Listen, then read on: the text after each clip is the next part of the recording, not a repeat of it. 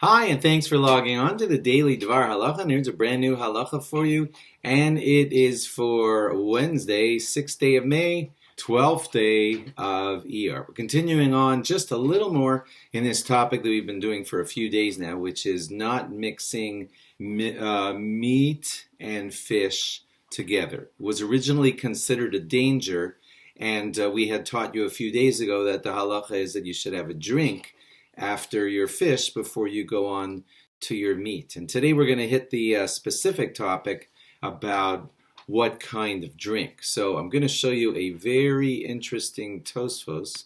To those of you on the advanced level, you might want to look this up. This is a Tosfos in Moed Katan on Daf Yud Aleph, right here. And he talks about how Bizman Hazeh Tofsim Sakana, that we consider it to be a danger to have a regular drink of water. You're advanced. If you're advanced, you can go look up that Tosfos. Daf Yud Aleph in Moed Katan. He talks about there, according to the Tosfos, that there is a danger to drink water right after fish. Okay? In the Gemara's time, he says it didn't used to be a danger, and then some of the doctors of Tosfos's day, like that's about 800 years ago, were considering it a danger to drink water after fish. So here I am having to wash out my mouth, and I want to wash out my mouth so I won't have the danger of eating fish and meat together. Okay, but now apparently Tosfos tells us in Moed Katan that there's a danger drinking water after fish. So, some of you might be smiling because you might be familiar with this custom that a lot of people have. The older men have this custom. You may know of this custom. After the fish, what do they have? After the fish, they have some schnapps. You know what? I'll go back to full screen. So if you know old men who say always after their fish, they have to have some schnapps.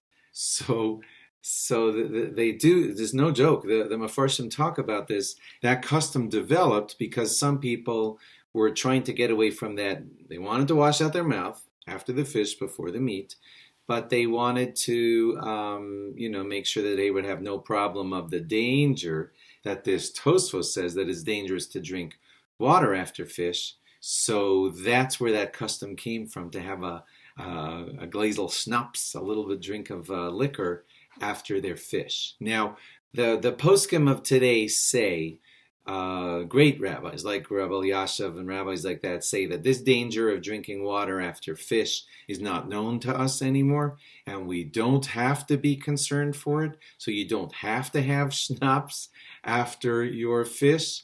And they say, frankly, that any drink could do it. So it could be soda, orange juice, grape juice, water, I think is going to be okay too now. And just make sure to have a drink after your fish before going on to eating your meat. Eating a little bit in between of a cracker or something, not a bad idea. Also to help with the wiping of your mouth. And then you can move on to your meat. Incidentally, somebody wrote in and asked me what to do about your oven. So I went to check just to be sure before I answered this to you, check with DVAR HALACHA here in Baltimore.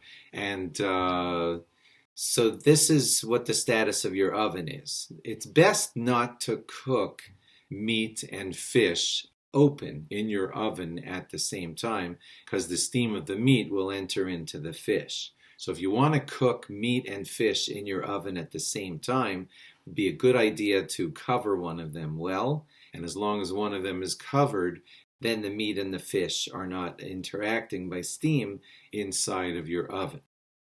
And if you want to cook fish first in your oven and meat afterwards, or vice versa, meat first and then fish in your oven, that's fine. You don't need a meat oven and a fish oven. You can use the same oven if it's one after the other, or if one of the foods is covered. If you have both of the foods open and it's one after the other, it just should be a good idea to see if you have a big gravy spill of meat in your oven. You probably won't, but I mean, if you do happen to have a big spill of gravy meat in your oven, then you don't want to be cooking your fish in that oven till you wipe up that spill. It does not have to be perfectly clean.